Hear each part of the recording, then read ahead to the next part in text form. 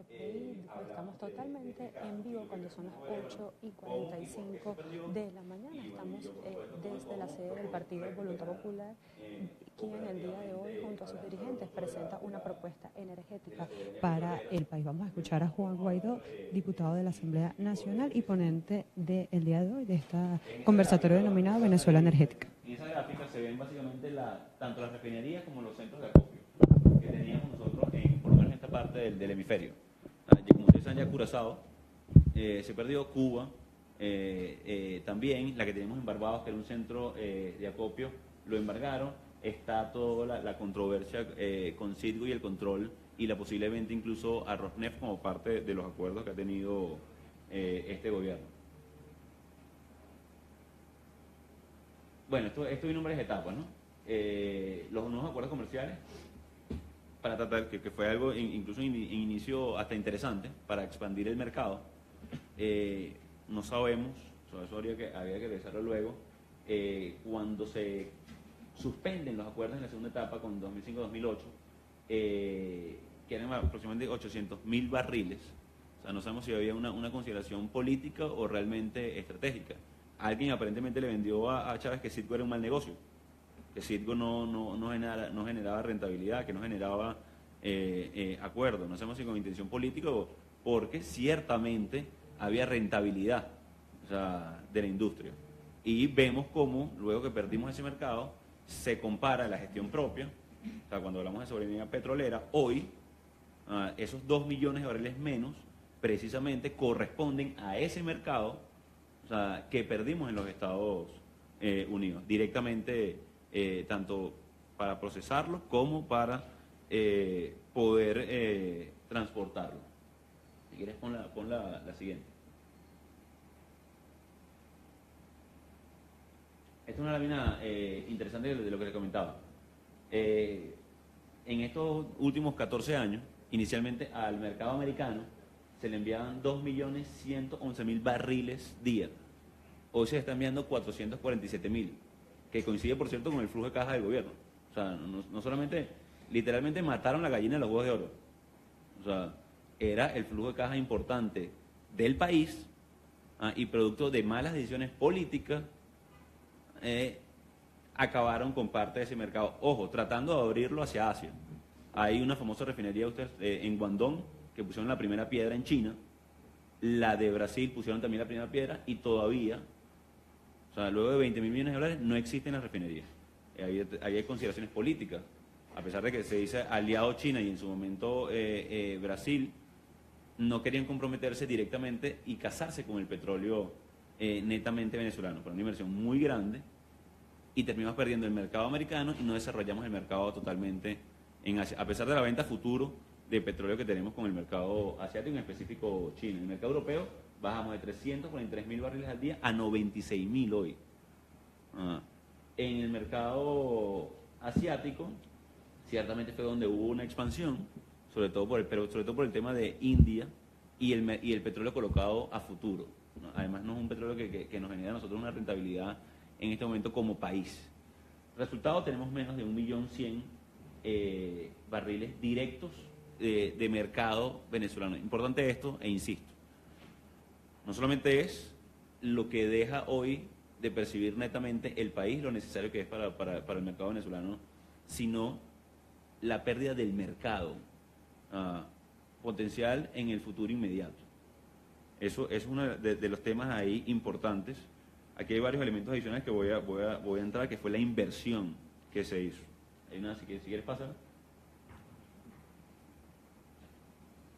Bueno, aquí esto se mezcla ya con lo que es el tema de inversión, con lo que es el tema de explotación, con ya los casos específicos de corrupción que se están investigando. En el 2006 teníamos nosotros Marina, que es filial de PDVSA, tenía 45 buques, 21 propios y 24 fletados. Transportábamos en ese momento 3 millones de barriles día.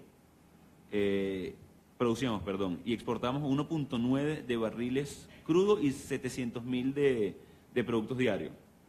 Es decir, tenemos 45 buques para 3 millones de barriles día, exportamos 2 millones casi y 700.000. Hoy, Bueno, hace 2 años que fue la última data que pudimos tener precisa de la industria. Otra vez la barrera del tema de la data no la comparten por lo obvio. En 2016 había 68 buques, es decir, casi 50% más buques, de los cuales 21 eran propios, habían más fletados. De esos, habían 17 que estaban directamente relacionadas con la familia presidencial en ese momento, para transportar la mitad del crudo y la mitad del producto terminado. Entonces, aquí vamos viendo cómo la destrucción de la empresa se va haciendo obvia. Bueno, ¿cómo luego? Y si quieres pon la siguiente. Porque aquí este es como el resumen global de esto y el comparativo. PDVSA invirtió 286 mil millones de dólares, y escúchese la cifra, 286 mil millones de dólares en el desarrollo de la industria. Es decir, apuntamos a producir 6 millones de barriles al día, ¿cierto? Esa era la cifra mágica que siempre se habló a través de la soberanía petrolera, a través de las empresas mixtas, que eso fue mutando. Luego de 286 mil millones de dólares, según auditoría externa de PDVSA, hoy estamos produciendo 2 millones de barriles menos. Solamente 3 países invirtieron más que nosotros en la producción. ¿Qué son esos 3 que están ahí? Siberia, Rusia saca petróleo de Siberia a menos 40. O sea, unas condiciones absurdas. Y aumentaron la producción casi 3 millones. Hoy están en ¿cuánto, John? En Rusia, casi 10 millones. 10 millones. Casi 10 millones de barriles hoy en Rusia, aliado, por cierto, también de este gobierno. El otro país fue Estados Unidos, a través de una técnica bien controversial, además del fracking, ¿no? Que no fue sencilla de desarrollar, tiene unas consecuencias importantes, además, ambientales, y producen 3.3 millones de barriles más. Están en casi 11 millones. Hoy el principal productor de petróleo del mundo es Estados Unidos, ya ni siquiera es Arabia Saudita. O sea, y luego fue Arabia Saudita, que siempre ha sido el principal productor y exportador de petróleo históricamente del mundo. Venezuela, con el 22%. Luego, y esta cifra es importante, luego de 286 mil millones de dólares en inversión. O sea, y por eso les digo, no hay un caso de corrupción. O sea, hay N casos de corrupción. O sea, documentados en esta presentación. Hoy les vamos a presentar aproximadamente 5. Hay más de 100 estudios por la comisión tanto especial como la Comisión de Contraloría, como la Comisión de Energía y Petróleo. Y, de nuevo, hay unas barreras importantes: la capacidad instalada de la Asamblea Nacional, ustedes la conocen como está hoy bien mermada, los bloqueos, el cerco, entre otras cosas, y las controversias que hay a nivel mundial. El famoso caso que hubo en este momento del tema del trust que se formó en Nueva York, hay un caso en la Florida, hay una demanda por 10 mil millones de dólares de PDVSA a 40 empresas, entre ellas Lukoil, Gazprom y otras empresas, para poder recuperar ese activo. Ahí el problema es, bueno, ¿de quién es esa plata? O sea, la agarra PDVSA, la agarra el fisco estadounidense, ahí ya andando incluso por la magnitud de la demanda. Entonces, cuando se habla, antes de pasar a esta última, de soberanía, cuando se habla de la industria, cuando se habla de que, y se dijo mucho en la narrativa oficialista durante mucho tiempo, que éramos un país de recursos ricos, que queríamos nosotros entregar la soberanía, y ellos se vino a rescatar. Aquí vemos que es absolutamente falso. De la gestión propia, que les decía, de la parte de PDVSA, perdimos el 87%. De esos 2 millones de barriles que perdimos, se perdió de la gestión propia al haber sacado aparte de las industrias que estaban en convenio, era mixta. Hoy, todo lo que se produce, el 90% de la producción está en manos de empresas mixtas. Eni, que se mantiene en Venezuela, Total, que se mantiene produciendo en Venezuela por todavía tener parte de la industria. Entonces, aquí el reto para la Asamblea, para el desarrollo de nuevo de la industria, no solamente es recuperar esos 2 millones, y ustedes lo saben bien, o sea, producir, en estos días, no sé si vieron a Quevedo, que haciendo como gran gestión, diciendo que habían recuperado 26 mil barriles al día. 26 mil barriles al día, es decir, el 0,01% de lo que perdimos luego de 286 mil millones de dólares. Y no voy a hacer paralelismo a la situación social, porque ustedes también la conocen bien. 286 mil millones de dólares, cuando la lata atún en 5.100, estamos hablando John y yo cuando llegamos a la lata, y le decían, la lata pequeña, no la grande. Entonces, aquí hay unos responsables muy claros del desfalco.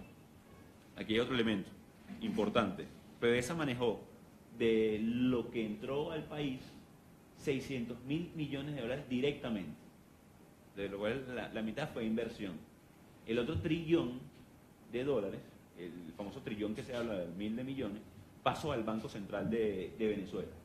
Y ahí vinieron, bueno, los famosos del fondo chino, el famoso manejo discrecional de muchos de los fondos que se manejaron para fiscales. Entonces, de nuevo, con el caso corrupción y tema Venezuela, ¿no? Entonces, ¿cuál es la intención de nosotros inicialmente hoy con este desayuno? Esperemos que podamos periódicamente tener más encuentros. ¿Por qué? Porque hay mucha información, son muchos los casos, son muchos los elementos que deben ser de dominio público, e incluso a nosotros nos nutre el intercambio y la posibilidad de ahondar en investigación y en data que a lo mejor o desconocemos o no conocemos, o ustedes tienen alguna especificidad para estos elementos. Entonces, para la comisión tanto especial como la de Contraloría, como para el Parlamento en general, es fundamental para nosotros estos encuentros. Aquí voy a buscar una última lámina antes de pasar a nombrar algunos de los casos. Luego les dejo algunos elementos.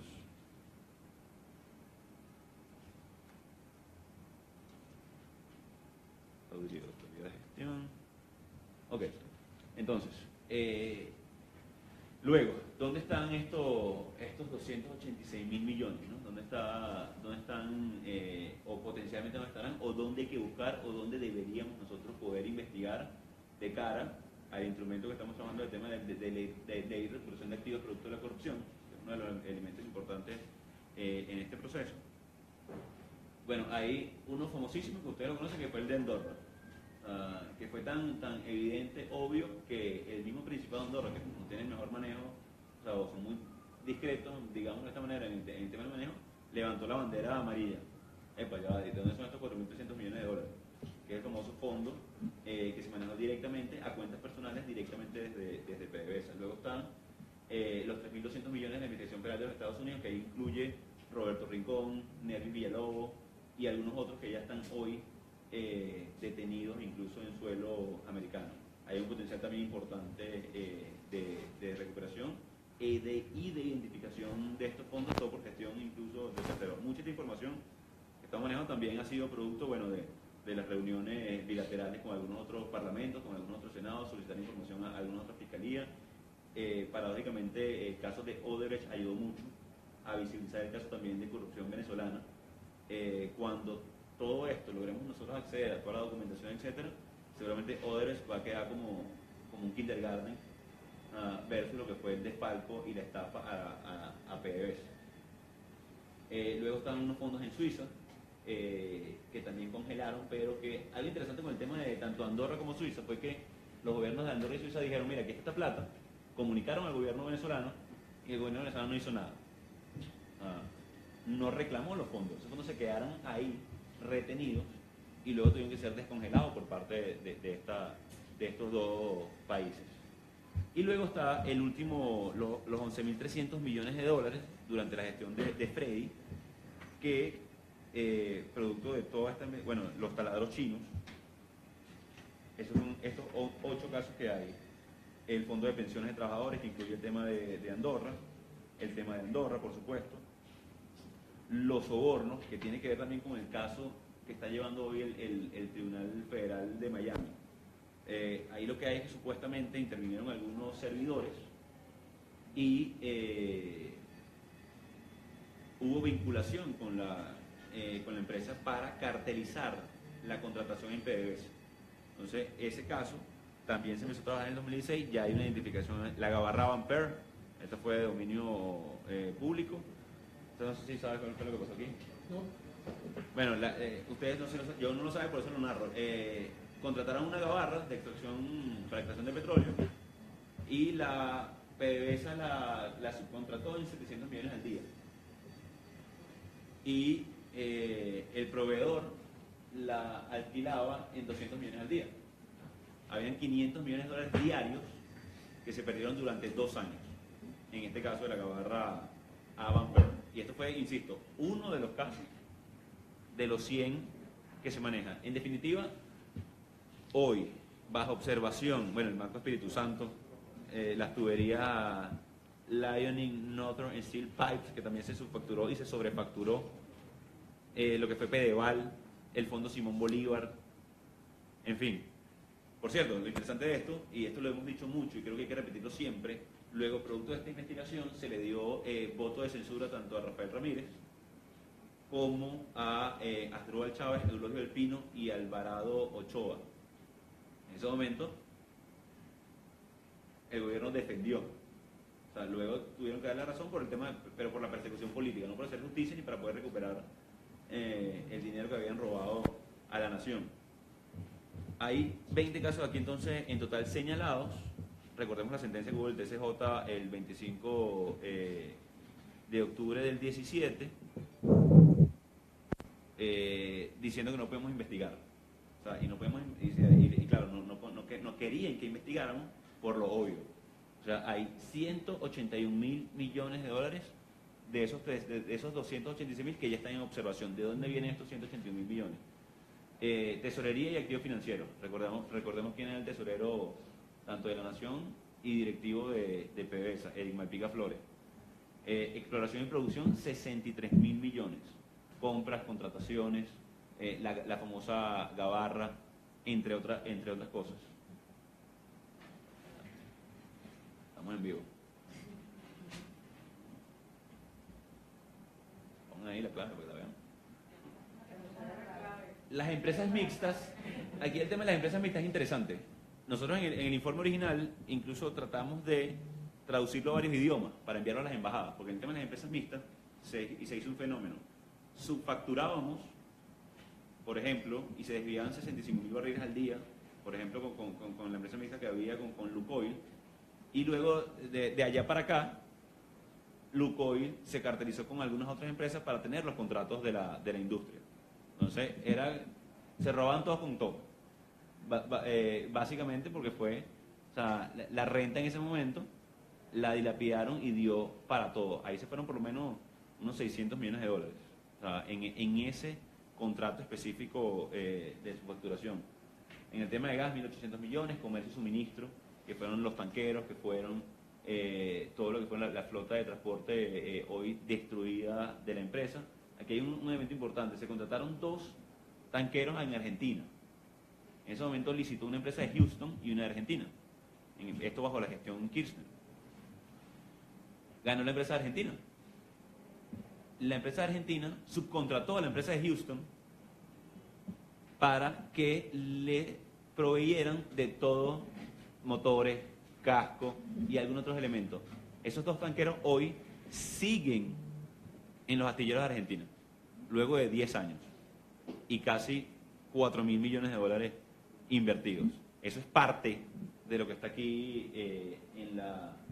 Bueno, hay una parte específica con transporte de buques y tanqueros, el tema del desarrollo social, ahí se incluye todo lo que es Pedeval, todo lo que es la gestión de compra social de la empresa, que básicamente fue una caja chica también para hacer política, para generar vinculación, y fue una gran... Bueno, ¿cómo está hoy la red de mercado? ¿Cómo está hoy la red de Pedeval? ¿Cómo está hoy la red primaria de atención, el Bicentenario? Creo que es evidente que se perdió esa cantidad de dinero. Y lo último, el tema de la refinación, que es muy delicado. ¿Por qué es muy delicado? Porque no solamente es lo que dejamos de perder, lo que dejamos de ganar, sino lo que vamos a dejar de ganar por haber perdido mercado potencial. Entonces aquí hay un daño, y yo lo decía, lo caricaturizaba el otro día en una asamblea, no caricaturizaba, lo ponemos, es el gasto de oportunidad. Y aquí me disculpan la desviación profesional, el costo de oportunidad. O sea, ¿cuánto nos costó a nosotros durante 12, 14, 15 años? ¿Cuánto nos va a costar?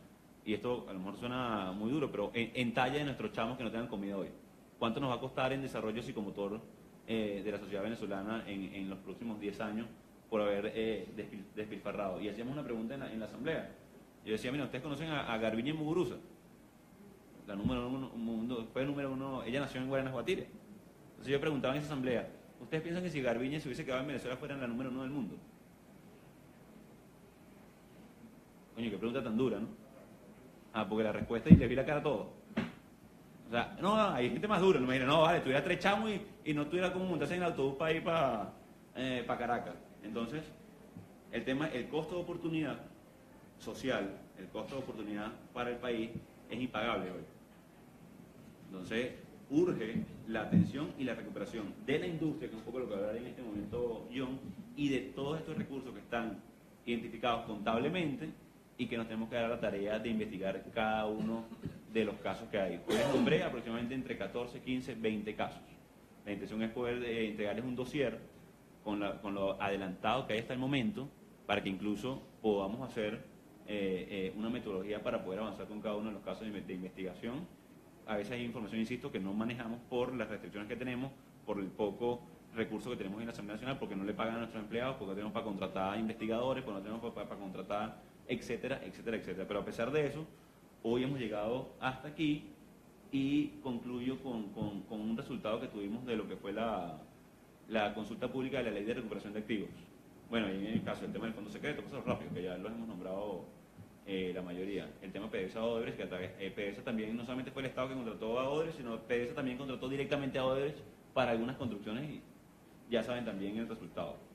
Y las intermediarios que hay, como el caso de la Gabarra Van Pearl. Es ilegal contratar a través de intermediarios, lo hicieron por lo menos en 182 veces que contrataron intermediarios para poder... Hay 1.004 empresas que se formaron para una contratación. O sea, bueno, tú vendías tubos. O sea, bueno, tú formabas una empresa de tubos y te la compraba a ti y no directamente, que es ilegal. Entonces, hay 1.004 empresas y hay 29.000 millones de dólares involucrados en esas contrataciones únicamente de esa tercerización de empresas. Ilegal, hubo sobreprecios, evidentemente hubo contratación directa, entre otras cosas. Perdón que me extendí mucho, me disculpo por eso. Solamente quiero enseñarles lo que derivó de la consulta pública de la ley de recuperación de activos, que básicamente le llamaron a algunos, en algunas consultas, bueno, eso es como la ley Robin Hood, ¿no? Bueno, de quitarle a los enchufados y devolverle a la gente. Entonces, producto de eso, se nos ocurrió ilustrarlo de esa manera. Porque, como ustedes saben, también nosotros en diciembre lanzamos una iniciativa que se llama denuncialguiso.com. O sea, que a través de ahí ha llegado muchísima información. Entonces, la idea es vincular al ciudadano también en la denuncia de corrupción, porque estamos hablando de PDVSA apenas. Imagínense ustedes lo que pasó en la gobernación de Anzoátegui o en la de Bolívar, o en la de Zulia. Son muchos los casos que hay que ahondar. Esto lo pasaba brevemente. Eso va a quitarse el nombre abajo. Entonces, bueno, la corrupción desfalca anualmente cuantiosa suma de dinero, contribuyendo al empobrecimiento, ¿no? Pareciera evidente dónde están los enchufados y el resultado de cara al pueblo de Venezuela. La corrupción es un tema de interés mundial, el 40% de la ayuda internacional va para el desarrollo. Hay una iniciativa que nos reunimos con ellos, que es la iniciativa STAR, que es para Recovery Asset.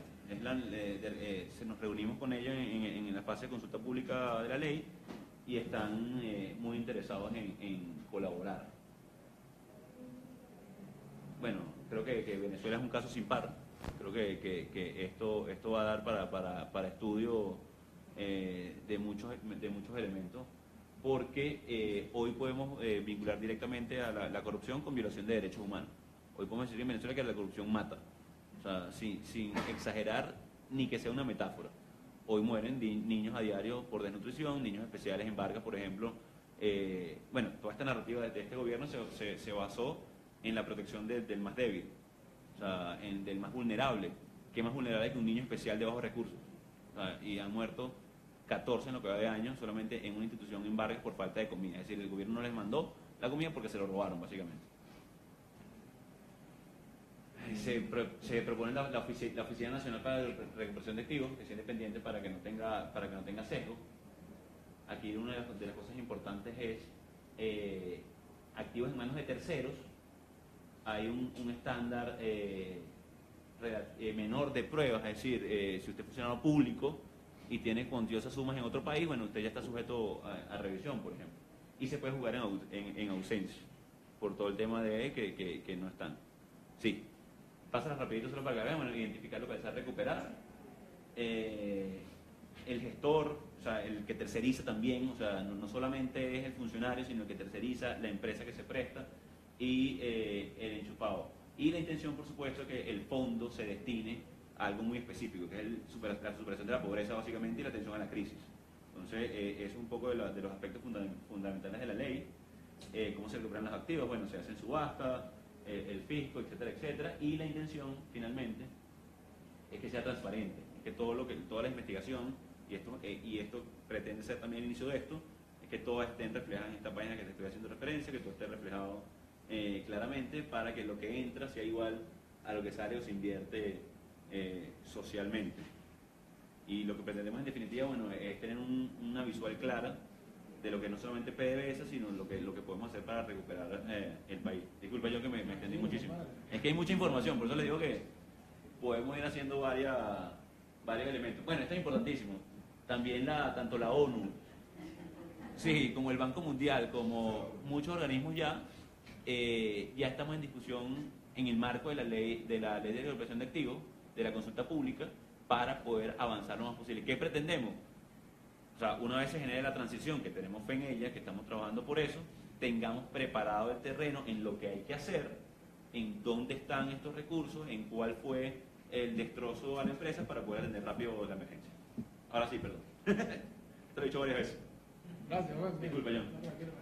Bueno, no, primero felicitar a Juan, ¿no?, por esta excelente investigación en tiempos en donde investigar está proscrito y además no hay recursos para hacerlo, ¿no?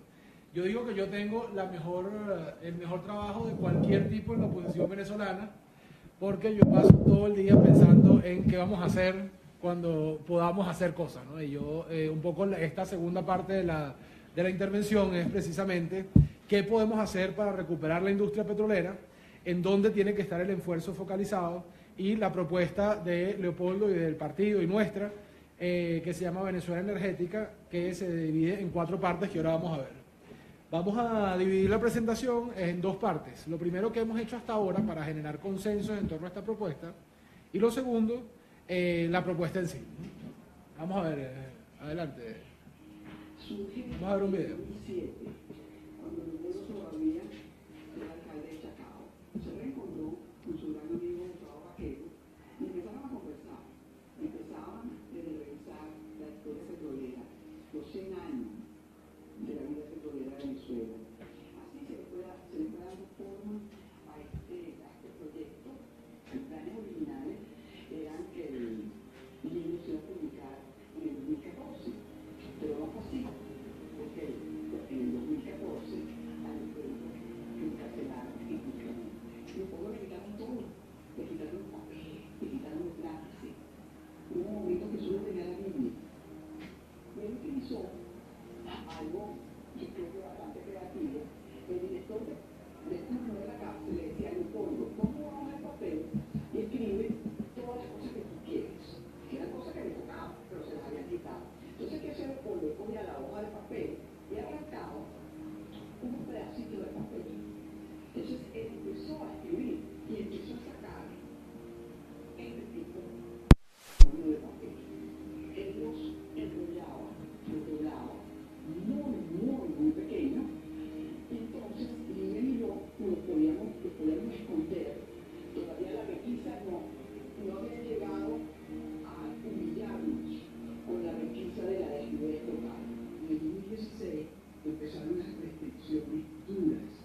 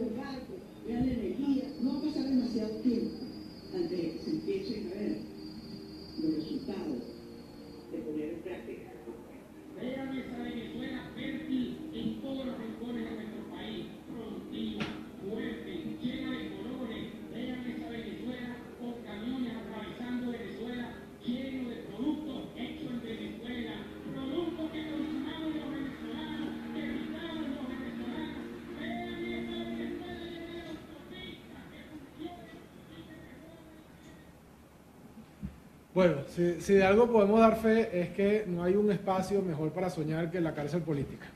Es decir, el preso que está, el político que está preso no hace sino pensar, y de preferencia pensar en cosas buenas, porque es lo que lo mantiene vivo, ¿no? Este esfuerzo y esta iniciativa de Venezuela Energética ha sido un esfuerzo conjunto entre un preso y un exiliado venezolano técnico. Hoy Gustavo ocupa uno de los principales cargos de la industria petrolera global. Es decir, es una propuesta tanto política como técnica, pero yo creo que su valor agregado es que es una propuesta desde la política. Porque Venezuela tiene decenas de miles de técnicos petroleros que hablan de este tema, pero hay pocos partidos políticos y hay pocos políticos que se han dedicado a hacer un planteamiento. El petróleo en Venezuela es un hecho cultural, no es solo un hecho económico. Si lo fuera, no tendríamos la situación petrolera que tenemos hasta ahora. ¿Tenemos la presentación, Jesús? Si quieres la presentación de avances o la presentación de... Vamos a poner la de avances y luego ponemos la... Bueno, en este proyecto estamos recorriendo...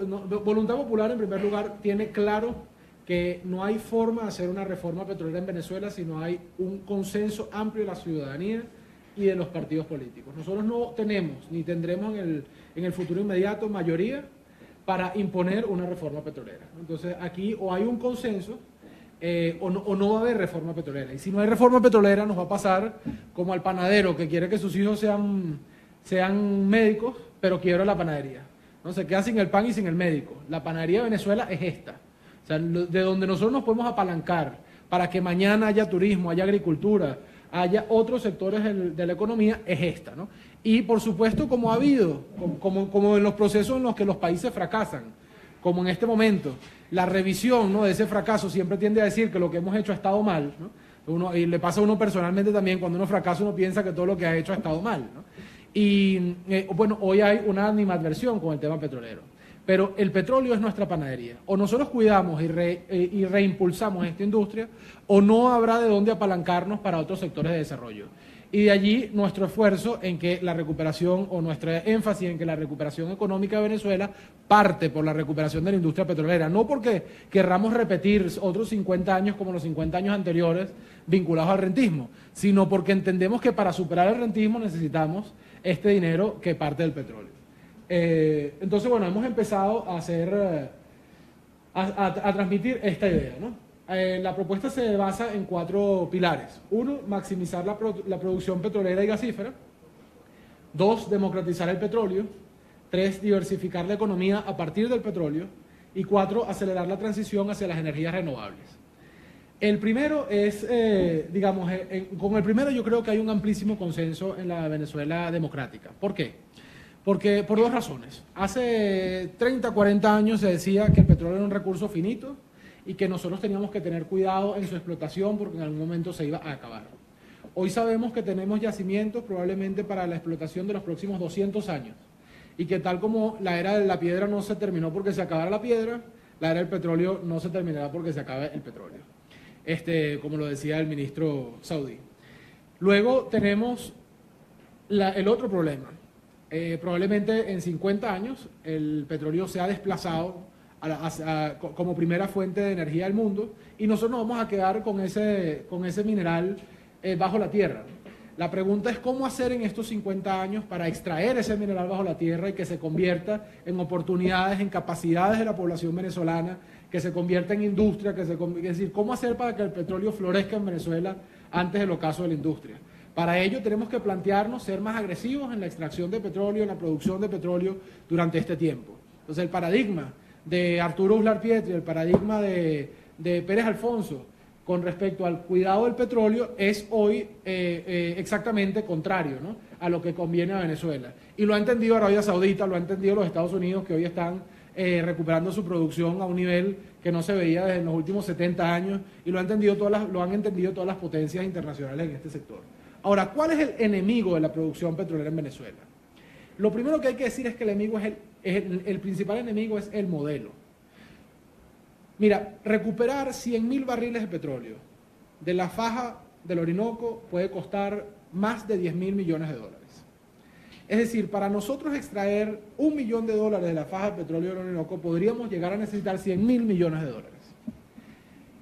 Venezuela no tiene esa capacidad. Estamos hablando de un país en el que este año todo lo que hay para importar, desde cauchos hasta comida, son 12.000 millones de dólares.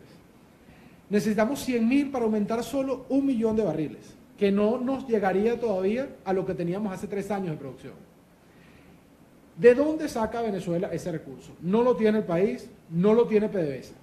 Si el Fondo Monetario Internacional nos diera mañana 60.000 millones de dólares, que es el monto, digamos, que se ha ido trabajando, si el fondo nos diera 60.000 millones de dólares, ¿qué pasaría si nosotros invertimos esos 60.000 millones en pozos petroleros y no en carreteras, en hospitales, digamos, en la tragedia social que está viviendo Venezuela? Bueno, lo que pasaría es que ese gobierno se haría inviable a las 2 semanas. Es decir, el gobierno caería a las 2 semanas. Entonces, aunque económicamente, ¿no? Y aunque un técnico, digamos, que solo esté pensando en esta industria desde la perspectiva de una industria privada, te puede decir, bueno, si recibimos 60.000 millones del fondo, tenemos que meterlos allí, la realidad política es que eso no se puede hacer.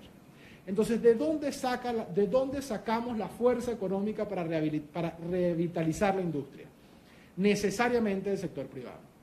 Necesariamente del sector privado. Es algo que, por cierto, ha entendido el chavismo, pero lo ha hecho de la peor manera, porque el decreto 3.368, aprobado hace casi 2 meses, le da al presidente de PDVSA la facultad de adjudicar contratos sin licitación. Entonces, no es que ellos no le estén abriendo al sector privado, es que le están abriendo a su sector privado como les da la gana y sin licitación. Nosotros tenemos que plantearnos un proceso transparente de apertura petrolera con licitaciones claras que invite al resto del mundo a confiar en Venezuela y a invertir en Venezuela. ¿Cómo hacer esto? ¿Cómo abrir y potenciar la inversión en Venezuela, en petróleo? Lo primero es modificar la Ley Orgánica de Hidrocarburos, y allí va nuestra principal propuesta para la maximización de la producción. La actual ley tiene una limitante muy importante para las industrias que vienen, para las empresas que vienen a Venezuela a invertir en exploración y en explotación. Esa limitante es que todas las empresas tienen que estar asociadas a PDVSA y además tienen que estar asociadas a PDVSA en minoría accionaria. La ley establece que las empresas mixtas están constituidas por una mayoría accionaria de PDVSA.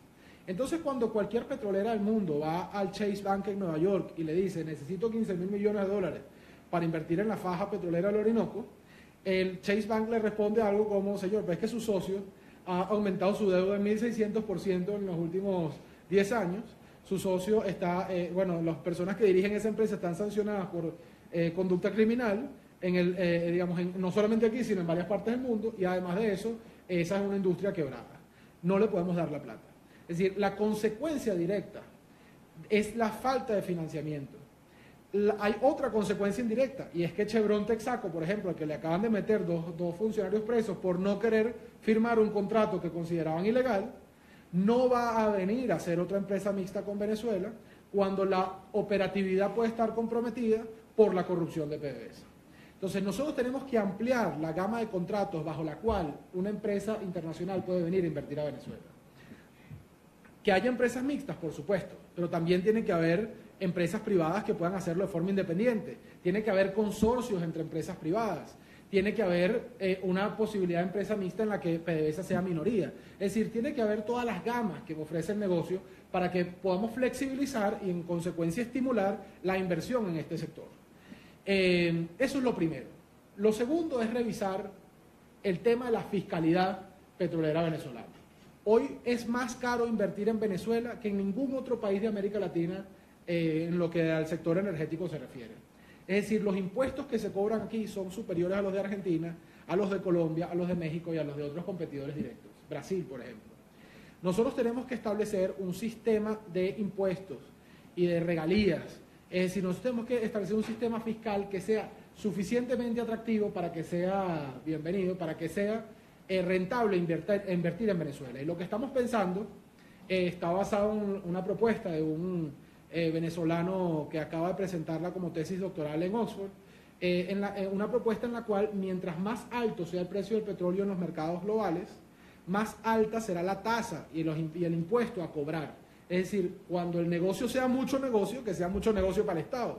Pero cuando el precio esté bajo, entonces moderar esa tasa o esa digamos, el government taking, ¿no? O sea, lo que el gobierno tiene de ese precio para que sea rentable, aún en momentos de bajo precio, la inversión en Venezuela. Por supuesto, esto tiene que ir acompañado de un sistema de estabilización macroeconómica, porque si cuando hay precios bajos encima cobramos menos y no tenemos un sistema de estabilización, entonces estaremos haciendo colapsar al Estado. Ahora, luego del tema fiscal hay otro aspecto importante. Ese aspecto es la vuelta al sistema internacional de protección de inversiones internacionales. Nosotros tenemos que volver a la CIADI, por ejemplo. Tenemos que volver a la estrategia de ampliar el número de tratados bilaterales de protección recíproca de inversiones. Tenemos que brindar las garantías jurídicas arbitrales necesarias para que una empresa decida venir a invertir 15.000 millones de dólares en Venezuela con la certeza de que si la expropian o la roban, puede acudir a instancias que le permitan recuperar su dinero. Por cierto, esto ocurre en todas partes. Venezuela, a diferencia de Colombia, por ejemplo, no es parte de la OCDE ni quiere serlo, ¿no? Colombia está en el proceso. México es parte de la OCDE. Nosotros no lo somos. Entonces, si nosotros no vamos a los tratados bilaterales de protección de inversiones y encima nos salimos de la CIADE, evidentemente somos un Estado por fuera digamos, de los países serios del mundo en términos de inversión. Ok. Entonces, tenemos para la maximización de la producción 3 aspectos legales importantes. La Ley Orgánica de Hidrocarburos, una modificación de la fiscalidad petrolera y el tema del enfoque internacional de protección de inversiones.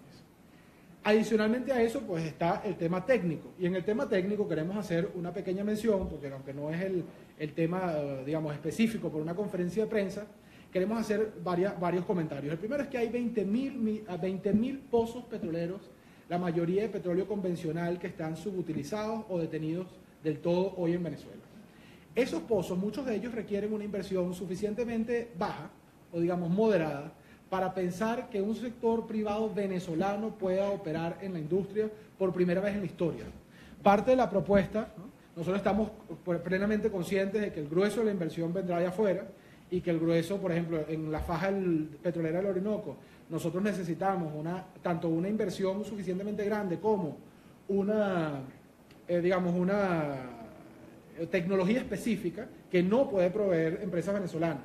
Pero hay pozos de petróleo convencional en la que sí pueden los venezolanos operar.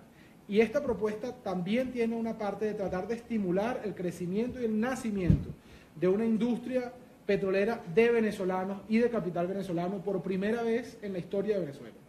Lo ha habido en términos de servicios. PDVSA hace 20 años, por ejemplo, tenía un tipo de contratos que si la tecnología, o que establecía que si la tecnología era desarrollada en Venezuela, la empresa estaba dispuesta a pagar hasta un 15% más. O sea, había un sistema de estímulos, pero nunca ha habido un sistema de estímulos para la creación de una industria venezolana, y yo creo que eso es parte importante de lo que tenemos que hacer aquí. ¿Por qué? Porque el dinero venezolano desarrolla a Venezuela. Es decir, el dinero de capital venezolano, con gente que vive en el país, que consume en el país, que invierte en el país, va a permitir que esa riqueza petrolera se quede en el país en mayor medida, ¿no? Y además, los grandes excluidos de este negocio han sido los venezolanos. Vamos a ver el tema de la producción hasta aquí. Vamos a ir al tema de la diversificación. Voy a dejar la democratización para el final. Vamos a ir al tema de la diversificación económica a partir del petróleo. Se han hecho intentos de diversificar. Carlos Andrés I hizo un intento de industrializar el país, pero lo hizo de forma arbitraria que probó ser ineficiente a la larga, porque la mayoría de las empresas que fueron creadas hoy no existen. Es decir, no pudieron mantenerse en el tiempo. Hay una teoría de diversificación que es la que nos gusta, y es, bueno, lo primero que hay que decir es que la diversificación tiene que hacerse de forma transparente, para que no sea el gobierno el que discrecionalmente puede, digamos, direccionar los recursos hacia la empresa del pana mío que quiere montar una fábrica de zapatos, ¿no? Es decir, tiene que haber unos criterios legales específicos para la diversificación, es decir, en dónde el Estado venezolano quiere invertir y que sea transparente, que sea público y que determine legalmente el direccionamiento de esos recursos. Es decir, que se limite la facultad discrecional del Ejecutivo, seamos nosotros o sea quien sea, ¿no? Para que el dinero del petróleo vaya a la estrategia general del país y no a la estrategia general del que esté en el gobierno. Lo segundo es que nos gustaría hacer una diversificación que entienda el mercado que ya tenemos y que empiece por abarcar el mercado circundante a ese que ya tenemos. Por ejemplo, vamos a ver la empresa petrolera de atrás para adelante. ¿Qué estamos importando hoy para producir lo que producimos? Estamos importando tubos, químicos, digamos, material de construcción. Ok, entonces allí debería ir dinero porque ya tenemos un mercado, ya estamos importando eso para producir lo que exportamos. En consecuencia, tiene sentido que allí metamos dinero para abastecer el mercado que ya existe y no para crear un mercado artificial. Cuando hayamos hecho eso, entonces, en un círculo concéntrico, expandir ese círculo a los conexos. Una cosa evidente es invertir en petroquímica. Cuando inviertes en petroquímica tienes plástico, pues invertir en industria de plástico, ¿no? Es decir, esa conexión entre la actividad que tenemos hoy y la actividad que tenemos que tener tiene que ser más racional de la que fue en el pasado. Porque poco haríamos hoy con agarrar y hacer el salto cuántico. Yo quiero tener un sistema de reaseguradoras muy poderoso en el mundo y entonces invertir en reaseguradoras, ¿no? Ese tipo de ingeniería económica quisiéramos evitarla. Ciertamente hay algunos rubros que son particularmente importantes para nosotros, como el agrícola y como el turístico, ¿no? Que son rubros que no necesariamente están vinculados con la operatividad de PDVSA, pero que evidentemente revisten un interés estratégico para el país y en donde tenemos que invertir recursos, tiempo y esfuerzo. Ahora, diversificar la economía, el principio fundamental para todos aquellos que defienden la diversificación de la economía es, hermanos, para diversificar hay que invertir. Y si no tenemos dinero de la industria energética, no tenemos dinero para invertir. Es decir, las condiciones crediticias de Venezuela, la cantidad de dinero que puede invertir en estimular la economía depende expresamente de la industria, de la capacidad de recuperación que tengamos de esta industria. Así que lejos de ver al petróleo como problema, lejos de ver al petróleo como maldición, lejos de ver al petróleo como el causante de la situación actual, hay que ver el petróleo como la palanca para lograr lo que no hemos logrado hasta ahora. Y de allí que sea importante también entender al petróleo como un fenómeno político distinto y de aquí nuestra propuesta de democratización. Vamos a hablar de acelerar la transición hacia energías renovables muy rápido porque creo que tengo unos 5 minutos más. Para acelerar la transición nosotros necesitamos primero escoger el modelo según el cual queremos estimular el desarrollo de energías limpias. Las energías limpias son, digamos, parte de la industria eléctrica principalmente. Es decir, el mayor uso de las energías limpias hoy en el mundo es la generación eléctrica. Para nosotros desarrollar energías limpias tenemos que repensar el sistema eléctrico venezolano. Eso es lo primero. Repensar los precios del sistema eléctrico venezolano. Repensar los procedimientos del sistema eléctrico venezolano. Luego de que hagamos eso, tenemos que ir a escoger un modo en el cual se va a estimular este tipo de industria. Tenemos 3 grandes modelos: China, Europa y Estados Unidos. China ha hecho un enorme esfuerzo de planificación central y de inversión brutal en energías renovables. Hay 2 problemas. 1, nosotros no tenemos un Estado tan organizado como el chino. 2, no tenemos ni remotamente el dinero que tiene China para hacerlo de esa manera. Luego está el tema ideológico, es decir, puede la gente discutir si la planificación central a largo plazo o no es útil, pero es que en nuestro caso ni siquiera es un tema ideológico, porque es que sencillamente aquí la plata no hay para eso. O sea, si nosotros no tenemos la plata para eso. O sea, de esa forma no la podemos desarrollar. Este es el modelo europeo que se ha enfocado en garantizarle a los productores independientes, a los productores de energía limpia, en garantizarles precios. Es decir, como yo sé que a ti te cuesta más producir, yo te voy a garantizar un sobreprecio o un precio mínimo de mercado para que tu negocio sea rentable a largo plazo. En consecuencia, tú inviertas en una granja eólica o tú inviertas en una planta solar fotovoltaica o lo que sea. ¿Qué ha pasado en Europa? Bueno, algunos países lo han hecho de forma flexible, como Holanda. Ha garantizado un sobreprecio sobre el precio de mercado, entonces conforme el precio baja, digamos, el precio total también baja. España, en cambio, por ejemplo, garantizó un precio mínimo y lo que hizo que fuese insostenible el sistema en España. Después de haber crecido tantas las energías renovables en el país, cuando hubo la crisis del 2008, España tuvo que echar el frenazo y hoy está siendo demandada por esas renovables, está siendo demandada arbitralmente por el cambio de legislación. El modelo americano es un modelo que a mí me gusta más, y me gusta más porque no se basa en el estímulo de la oferta, sino el estímulo de la demanda. Es decir, ¿qué hacen los Estados Unidos, los estados de los Estados Unidos? California, por ejemplo, tiene una ley que dice que para el año 2030 tiene que haber un porcentaje de la energía, del total de la energía utilizada, tiene que ser proveniente de recursos o de fuentes limpias. El 30% creo que es, el 30% para el 2030. Esa es la ley de California, la mayoría de los estados tienen leyes similares. Entonces, el estado crea la demanda, es decir, crea la demanda por vía legal, pero la oferta va a depender de la competencia del mercado. Es decir, las empresas van a competir, la que sea más eficiente y la que pueda producir a menor precio y en mejores condiciones, entonces va a ser la proveedora del servicio. Pero el Estado está estimulando el desarrollo de la industria porque por vía legal tiene que la demanda provenir, o digamos, el consumo tiene que provenir de energía limpia. Entonces, a nosotros nos gusta este modelo porque creemos que promueve la eficiencia y promueve la transparencia. Tipo, la locución de recursos no va al empresario amigo mío que quiere montar una planta en Paraguaná de energía solar fotovoltaica, sino que el estímulo por parte del Estado es simplemente decirle a la gente, aquí nosotros vamos a comprar este tipo de energía, ustedes vean cómo lo producen, ¿no? Y eso nos parece más eficiente. Lo relevante de este punto es entender que la energía limpia es más cara. Sí, es más cara. Sí, implica un sacrificio social. Sí, hay maneras más económicas de solucionar el problema. Sí, un país como Venezuela podría plantearse por qué yo voy a invertir en energías limpias cuando tengo una sociedad pobre. Y la respuesta la podemos encontrar en nuestra propia historia. Si tenemos esta luz que estamos disfrutando hoy, se debe al Guri. Porque el resto del sistema está colapsado. Hace 70 años también había una forma más barata de hacerlo. También había otras prioridades en donde invertir dinero y no en el Guri. También había otra manera de resolver el problema. Pero hubo unos visionarios que pensaron en dejarnos un sistema que fuese útil dentro de 100 años. Nosotros tenemos la responsabilidad de invertir más hoy y de pensar en lo importante y no solamente en lo urgente. Esto es más caro y lo vamos a asumir.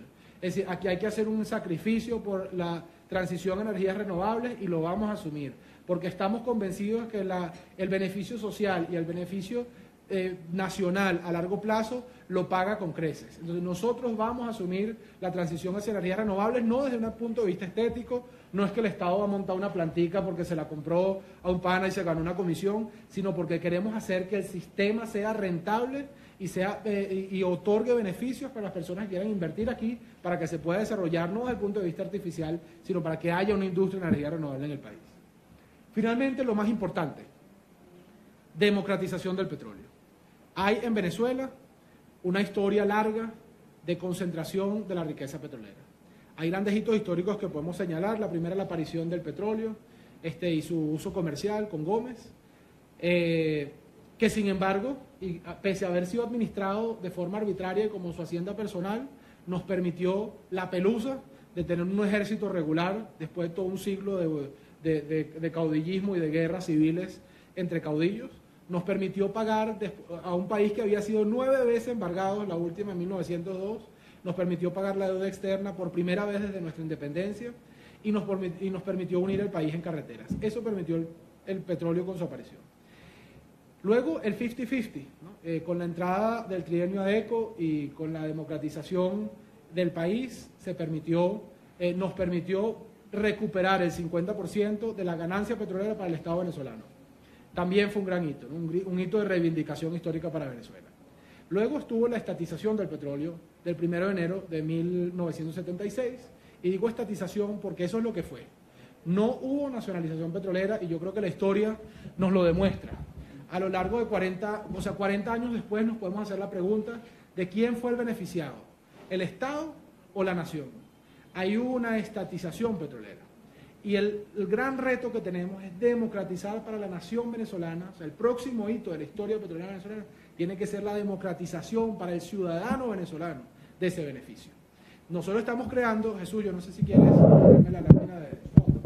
Bien, escuchábamos declaraciones de John Goycochea, dirigente político de Voluntad Popular, quien el día de hoy, en compañía del diputado Juan Guaidó, ha presentado un panorama de cómo se encuentra actualmente la empresa Petróleos de Venezuela y cómo se encuentra la producción. Veíamos la ponencia del diputado Juan Guaidó, en el que indicaba que se han evidenciado varios casos de corrupción y cómo se ha despilfarrado el dinero, lo que ha hecho que haya caído la producción en el país. Por último, John Goycochea presenta parte de la propuesta que plantea Leopoldo López en su libro Venezuela Energética, en la que pasa por democratizar el petróleo y llevar al país hacia el consumo de energías renovables para poder así mejorar la situación del país y mejorar la condición de los venezolanos. Desde Caracas, Venezuela, Ana Rodríguez Bozón para BPI TV. Esta transmisión es una presentación de Salvador Peluquería. Visítanos en Maracaibo, Ciudad Ojeda, Acarigua, Santa Bárbara del Zulia, Paraguaná, Panamá, República Dominicana, Miami, Curazao y próximamente en Italia. Only for Men. Centro San Ignacio, nivel Blandín, Caracas. K-Export. Envíos de carga aérea y marítima. Deja todo en nuestras manos. Estamos ubicados en la 8200 Noroeste 30 Terras, Doral, Miami.